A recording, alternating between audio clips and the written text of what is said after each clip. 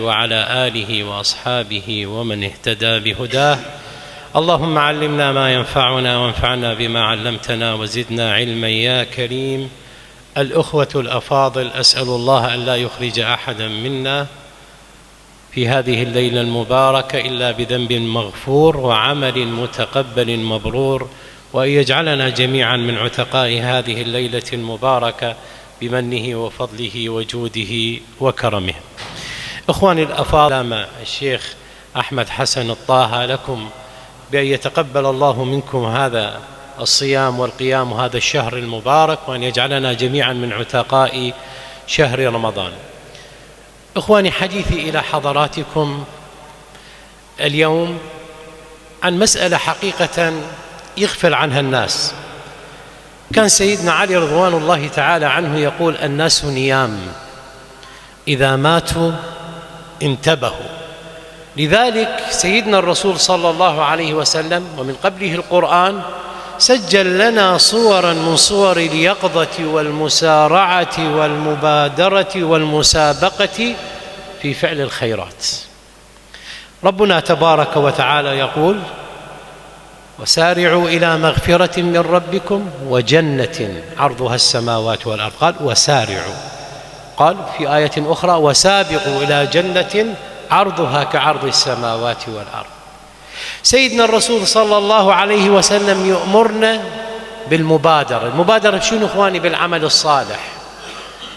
فكان سيدنا الرسول صلى الله عليه وسلم يقول: بادروا بالأعمال، بادروا بالأعمال ستا هل تنتظرون إلا فقرا منسيا أو غنى مضغيا أو مرضا مفسدا أو هرما مفندا أو موتا مجهزا أو الدجال فشر غائب ينتظر أو الساعة والساعة أدهى وأمر. هذه الأمور الثلاثة، الستة، هذه آفات وعقبات تمر بابن آدم. لذلك سيدنا الرسول صلى الله عليه وسلم قال: نعمتان مغبون فيهما كثير من الناس، الصحة والفراغ. لكن سوف يأتي الشغل. الصحيح لن يبقى صحيحا، والغني قد لا يدوم غناه، وقد يكون الغنى في بعض الأحيان نوع من أنواع الابتلاء فينسيه آخرته ويجعله عبدا للدرهم والدينار. ورسول الله صلى الله عليه وسلم قال لنا: تعس عبد الدرهم، تعس عبد الدينار، تعس عبد القطيفة، تعس عبد الخميصة. إذن إخواني، اليقظة تدفع الإنسان دائما إلى المبادرات. كان سيدنا الرسول صلى الله عليه وسلم يحث أصحاب الكرام على المبادرة، يحث أصحاب الكرام على المبادرة، يدعوهم مثلا للإنفاق في سبيل الله. يعني الشيخ يصعد المنبر يوم من الأيام يقول: يا إخواني أنفقوا، عندكم أخوة في مخيمات أو في محتاجين أو عوائل متعففة أو أيتام، فينبري أحد الأخوة ويقول: يا شيخ أنا علي كذا مبلغ. هذا قد سن سنة حسنة وكان مبادرا، فبدأ الآخرون شنو؟ يقتدون به. الرسول صلى الله عليه وسلم أمر الصحابة بالمبادرة بالإنفاق. سيدنا عمر قال: اليوم والله ما أخلي أبو بكر يغلبني، لأن سيدنا أبو بكر دائما ماخذها أول في كل شيء، رضوان الله تعالى عن سيدنا أبو بكر وسيدنا عمر وسائر الصحابة. فذهب عمر بشطر ماله، نصف ماله أخذ الرسول صلى الله عليه وسلم قسمه. سأل الرسول: يا عمر ماذا أبقيت لعيالي؟ قال: أبقيت لهم مثله، يعني خليت لهم نص وجبت لكم نص يا رسول الله. سيدنا عمر يعني ينظر بأنه باوع على سيدنا أبو بكر، يقول: يوم أبو بكر ما يغلبني، ما معقولة. خلينا نشوف نفسنا أخواني إحنا مع الآخرة كيف وضعنا.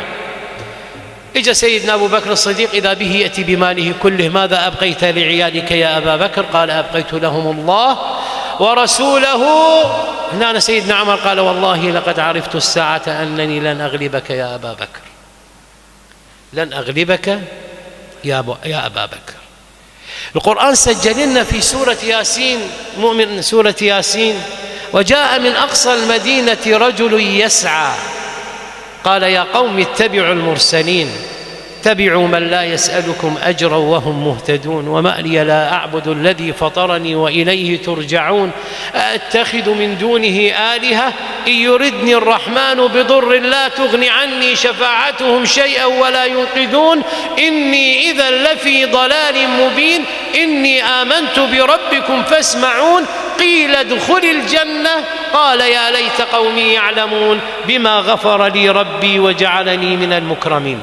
من الذي دفع أو ما الذي دفع هذا الشاب أو هذا الرجل لكي يأتي من أقصى المدينة من أبعد شيء وإجا شنو مسرع وما جاء يلتفت وراه؟ اللي دفعته يا أخواني هي الغيرة على الدين، هو الغيرة، فكان من المبادرين. القرآن ما ذكر لنا لا اسمه ولا رسمه ولا وصفه ولا وظيفته ولا عشيرته ولا كل شيء عنه، ذكر قال رجل بصيغة النكر أي رجل، لكنه رجل عرف نفسه بأنه جاء يسعى بعد أن استشعر هم الأمة، لم يعش لنفسه. الواحد من عندنا أخواني إذا عاش لنفسه فهذه حياة قصيرة، تبتدي بحياته وتنتهي بمماته. لو سألنا أبو 70 و80 و90 شلون شفت الحياة، لأجاب كما أجاب نوح كأنها بيت له بابان دخلت من أحدهما وخرجت من الآخر. هاي الدنيا، لكن أعمارنا هي فيما نخليه ورانا. إذا مات ابن آدم انقطع عمله إلا من ثلاث، قال علم ينتفع به أو صدقة جارية أو ولد صالح يدعو له. إما علم يعلم للآخرين أو كتاب، مثل هسه اليوم احنا آثار الإمام الشافعي والإمام أبو حنيفة رضوان الله تعالى عنهم موجودة بيناتنا، أو ولد صالح يدعو إلى تربيته على معالي الأمور مو على سفاسف الأمور، أو صدقة جارية يخليها وراء. إخواني اليوم الأمة مهددة، مو مهددة فقط بالصواريخ والراجمات والطيارات، هاي نوع من أنواع الحرب. أكو نوع ثاني من أنواع الحرب على الأمة، هو الحرب الفكرية، الحرب على العقيدة، الحرب على الدين. شلون تكون؟ اليوم يمشون بنات شابات أو شباب في المنصور أو في الكرادة أو أي منطقة، يجي عليك السلام عليكم، عليكم السلام، تسمح لي مجرد كلمة معك؟ تفضلي، أنا أدعوك إلى الإلحاد. هاي موجودة ترى أخواني، يعني أنتم إن شاء الله مو بعيدين كلش عن هذيك المناطق، موجودة بنات شابات طالعات من بيوتهم معباين بأدمغتهم أفكار بأنه هذا الدين وهذا الإسلام ما يصلح بعد، لازم نستبدله. أنا أدعوك إلى الإلحاد. وهاي يمكن أنه تتعرض يوم من الأيام يا حج فلان إلى ابنك، ويا أم فلان إلى بنتك، قد يلقوهم بالجامعات وقد يلقاهم في كل مكان. إذن هناك حرب على الدين وحرب على الإسلام. يقول لنا اليوم الإسلام ما يصلح يا أخوان، الإسلام ما يصلح. دنيا وين وصلت؟ أنتم بعدين ملازمين قال الله وقال الرسول وقال الصحابة وقال التابعين، دنيا وصلت للقمر. هكذا يخربون على الناس فطرتهم ويسيئون إلى عقيدتهم. لذلك نحتاج حقيقة إلى من يحمل هم هذا الدين. وين نلقاهم؟ نلقاهم بالشباب. شنو صفاتهم؟ شباب ذللوا سبل المعالي وما عرفوا سوى الإسلام دينا. شوفوا الاعتقاد، شباب ذللوا سبل المعالي وما عرفوا سوى الإسلام دينا. تعهدهم الإسلام فأنبتهم، شوفوا ما شاء الله لا قوة إلا بالله، فأنبتهم نباتا كريما صاغ في الدنيا لحونا، إذا شهدوا الوغى كانوا كماتا يدكون المعاقل والحصون، وإذا جن المسا فلا تراهم من الإشفاق إلا ساجدين.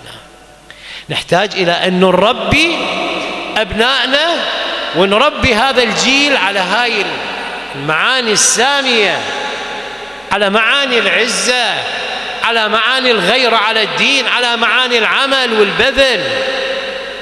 وأنه ما نكون فقط مستقبلين. الخطوة الأولى عليك، وبعدين يأتي تأييد رب العالمين سبحانه وتعالى، ويأتي نصره، ويأتي فتحه، ويأتي رزقه، ويأتي كرمه، ويأتي جوده.